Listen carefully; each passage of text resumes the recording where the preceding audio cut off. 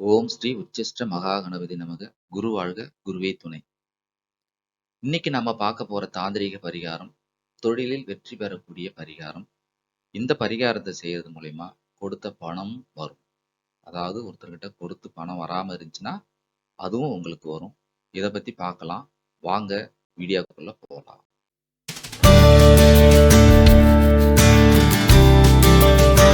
இப்போ தொழில் செஞ்சுட்டு இருப்பீங்க. சொந்த தொழில் செஞ்சுட்டு இருப்பீங்க. அந்த தொழில்ல உங்களுக்கு வருமானம் ரொம்ப குறைவா வரும். அதிகமா நீங்க உழைச்சி வருமானம் குறைவா வரும்.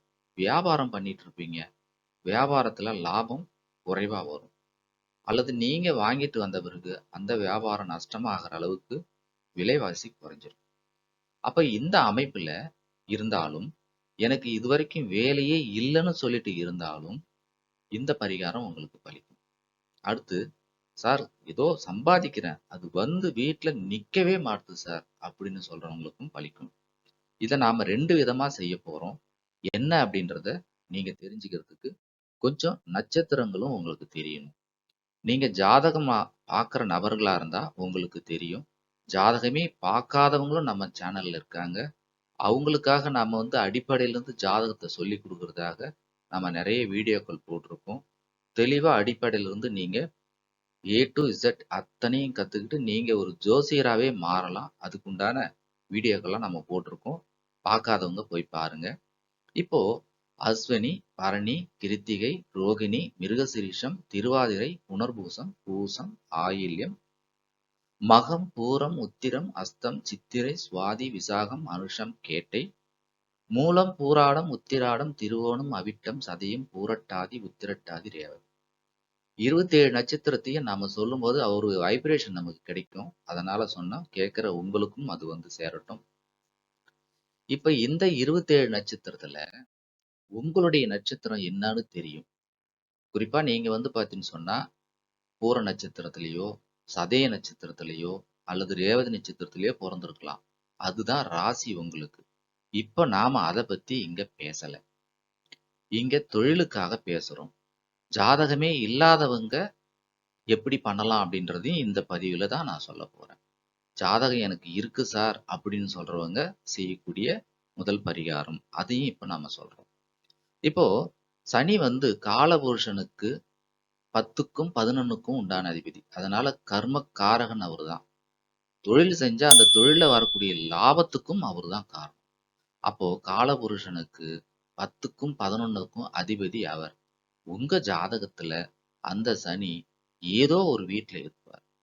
அப்படி இருக்கும் பொழுது அந்த வீட்டுல ஏதோ ஒரு நட்சத்திரத்துல இருப்பார். நட்சத்திரம் தான் கிரகங்கள் ஓடுதளம், செல்லும் பாதை அப்படின்னு நான் சொல்லியிருப்பேன். அப்போ அவங்க பயணம் செய்யக்கூடிய பாதை தான் நட்சத்திரம். அந்த நட்சத்திரத்துல எந்த ஸ்தலத்துல எந்த தடத்துல இருக்கிறாரு அப்படின்றதுதான் பாதம். இதை நாம வகுப்புல ஜோதிட வகுப்புல நாம தெளிவா சொல்லியிருப்போம். இங்க நாம உதாரணத்துக்கு போட்டிருக்க இந்த கட்டத்தை பாருங்க. சனி மேஷ ராசியில போட்டிருக்கோம். சனி மேஷ ராசியில அஸ்வினி நட்சத்திரத்துல இருக்கிறாரு. சனி மேஷ ராசியில அஸ்வினி நட்சத்திரத்துல இருக்கிறாரு. இந்த அஸ்வினி நட்சத்திரத்துல சனி இருக்கிறாரு. இது பாருங்க, நல்லா கவனிங்க. உங்க ஜாதகத்துல சனி எங்க வேணாலும் இருக்கலாம். இது உதாரண ஜாதகம். அப்போ அஸ்வினி நட்சத்திரத்துல இருக்கிறாருன்னா சதய நட்சத்திரம் என்னைக்கு பஞ்சாங்கத்துல வருதோ, சதய நட்சத்திரம் எந்த நாள்ல போகுதோ அந்த நாள்ல நீங்க பெருமாள் கோயிலுக்கு போய் சுதர்சன பெருமாள் இருப்பார் இல்லையா, அங்க தேங்காயில தீபம் ஏத்தணும். இப்படி நீங்க செஞ்சிட்டு வரும்பொழுது எப்பேற்பட்ட நிலையில உங்க தொழில் இருந்தாலும் அந்த தொழில் நிச்சயம் 11 வாரத்துல மேன்மை அடையும். சிலருக்கு ஒரே வாரத்துல நடக்கலாம், சிலருக்கு 3 வாரத்துல நடக்கலாம். ஆக நீங்க செய்ய வேண்டியது இந்த 24வது நட்சத்திரம் வரக்கூடிய அன்னைக்கு நீங்க போகலாம்.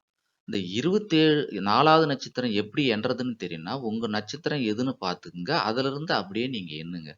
பின்னாடி உங்களுக்கு நான் கொடுத்துருக்கேன் இல்லையா, அந்த நட்சத்திரத்துல லைனா எழுதிட்டு உங்க நட்சத்திரம் எங்க இருக்குதோ அதுல இருந்து 1, 2, 3, 4 அப்படின்னு எண்ணிட்டே வந்தீங்கன்னா 24வது நட்சத்திரம் என்னைக்கு இருக்குதோ, அது காலண்டர்ல போட்டிருப்பான், பஞ்சாங்கத்துல போட்டிருப்பான், அல்லது நீங்க யாருன்னா ஜோசியர் பக்கத்துல இருந்தாங்கன்னா கேட்டுக்குங்க. எல்லார் வீட்லயும் ஒரு சின்னதா ஒரு பஞ்சாங்கம் வாங்கி வச்சீங்கன்னா ரொம்ப எளிமையா இருக்கும். ஆக இன்னைக்கு என்ன நட்சத்திரம் அப்படின்றது உங்களுக்கு தெரிஞ்சுக்கிறதுக்கு வழிகள் ஏராளம். நீங்க இப்போ உங்க ஜாதகத்துல சனி எந்த நட்சத்திரத்துல இருக்கிறாருன்னு அப்படி தெரிஞ்சுக்கணும். தெரிஞ்சுக்கிட்டு, அந்த நட்சத்திரத்திலிருந்து எண்ணி 24வது நட்சத்திரம் வர அன்னைக்கு, நாம சுதர்சன பெருமாளுக்கு தேங்காயில தீபம் போடுறோம். இன்னொரு உதாரணம் பாருங்க. சனி மிதுன ராசியில திருவாதிரை நட்சத்திரத்துல இருக்கிறார். இப்போ நாம திருவாதிரையில இருந்து தான் 1, 2, 3, 4ன்னு எண்ணிட்டே போனோம்னா, பரணி நட்சத்திரம் 24வது நட்சத்திரமா வரும். அப்போ சனி பகவான் திருவாதிரை நட்சத்திரத்துல உள்ள நண்பர்கள், பரணி நட்சத்திரம் வர அன்னைக்கு பெருமாளுக்கு, அதாவது சுதர்சன பெருமாளுக்கு தேங்காயில தீபம் ஏத்தணும். அது எப்படி சார் ஏத்துறது? அதாவதுங்க, வாழை இலை அல்லது மந்தார இலை. மந்தார இலை கிடைக்கலன்னா, வாழை இலை நீங்க எடுத்துக்கங்க. வாழை இலையை கொண்டுட்டு போயிட்டு, பச்சை அரிசி, அதாவது அதாவது நுனி ஒடியாம இருக்கணும்னு சொல்லுவாங்க. அந்த பச்சை அரிசியை பரப்பி, அது மேல தேங்காயை நிக்க வச்சு, தேங்காயை 2ஆ உடைச்சிடணுங்க. உடைச்சு அதுல நெய் ஊத்தி, சாமிய பார்த்த மாதிரி தீபத்தை ஏத்தணும். சாமி கிழக்கு நோக்கி இருக்கிறாருன்னா, உங்க தீபம் மேற்கு நோக்கி இருக்கும். அப்போ சாமிய பார்த்த மாதிரி நீங்க 2 தீபத்தையும் ஏத்துறீங்க. அதுக்கு முன்னாடி நீங்க வெத்தலை பாக்கு வைக்கலாம், பழம் வைக்கலாம். இத நீங்க செஞ்சுக்கிட்டே வரும்பொழுது, உங்களுடைய தொழில்ல நீங்க மேன்மை அடைவீர்கள். உங்களுடைய தொழில்ல மேன்மை அடைவீர்கள். இத வந்து பார்த்தீன்னு சொன்னா, நிராஞ்சன தீபம் அப்படின்னு சொல்றாங்க. இந்த தீபத்துக்கு வந்து நிராஞ்சன தீபம். இத வீட்ல எப்படி சார் ஏத்தலாம்? எனக்கு கோயிலுக்கு போறதுக்கெல்லாம் நேரம் இல்லங்க. வீட்ல ஏத்தணுங்க அப்படின்னு சொன்னா, இதே மெத்தடு தான். இதே நட்சத்திரத்து அன்னைக்கு உங்க வீட்ல நீங்க ஏத்தலாம். உங்களுடைய நட்சத்திரம் வர அன்னைக்கு, அதாவது சனி பகவான் நின்ன 24வது நட்சத்திரம் வர அன்னைக்கு, வீட்ல நீங்க இலைய வச்சு, அதுக்கு மேல வந்து தேங்காய உடைச்சு, இந்த தேங்காய்க்குள்ள பார்த்தீங்கன்னா, நெய்ய ஊத்தணும். அதுக்கு முன்னாடி ஏதாவது பொட்டு வைக்கணும் இல்லையா? தேங்காய்க்கு. நீங்க தேங்காய் மேல மஞ்சள பூசலாம். மேல வந்து ஒரு 5 பொட்டு வைக்கலாம். பொட்டு வச்சு, சாமிய பார்த்த மாரி தீபத்த ஏத்தலாம். சார் எனக்கு ஜாதகமே இல்லங்க. எனக்கு வந்து வருமானம் வேணும். சார் நான் பணத்த குடுத்துட்டேன் ஒருத்தர்கிட்ட. பணம் வரல. சார் எனக்கு தொழிலே இல்ல. வர வருமானமும் எனக்கு பத்தல. அப்படின்னு சொன்னா, நீங்க வளர்பிறை வரக்கூடிய வெள்ளிக்கிழமை, ராகு காலத்துக்கு முன்னாடி ஏங்க ராகு காலத்துக்கு முன்னாடி சொல்றேன் 12 மணிக்கு மேல ஏத்தக்கூடாதான்னா, ஏத்தக்கூடாது. சூரியன் ஏறு பொழுதா இருக்கணும். சூரியன் வளரணும். 12 மணிக்கு மேல அவரு இறங்குவாரு. அப்ப வெள்ளிக்கிழமை அப்படின்னும் பொழுது சுக்கிரன். வீட்ல நீங்க உங்க இஷ்ட தெய்வத்துக்கு முன்னாடி, உங்க வீட்டு பூஜை அறையில நீங்க வாழை இலைய பரப்பி, அதுல பச்சரிசிய நிரப்பி, தேங்காய 2ஆ உடைச்சு, அந்த தேங்காய மேல வந்து பார்த்தீங்கன்னா, மஞ்சள பூசி, ஒரு பொட்டு ஒரு 5 வச்சு, சாமிய பார்த்த மாரி பஞ்சு திரி போட்டு, நீங்க நெய் தீபம் ஏத்தணும். 7 வாரம் ஏத்துங்க. என்ன நடக்குதுன்னு பாருங்க. கொடுத்த இடத்துல பணம் வர்றதுக்கு உண்டான வழி பிறக்கும். உங்க தொழில் நல்லாயிடும். வேலையே இல்லாதவங்க வேலையும் கிடைக்கும். இந்த தீபம் எப்படி இருக்கும்? இத நீங்க பாருங்க. இதுதான் அது.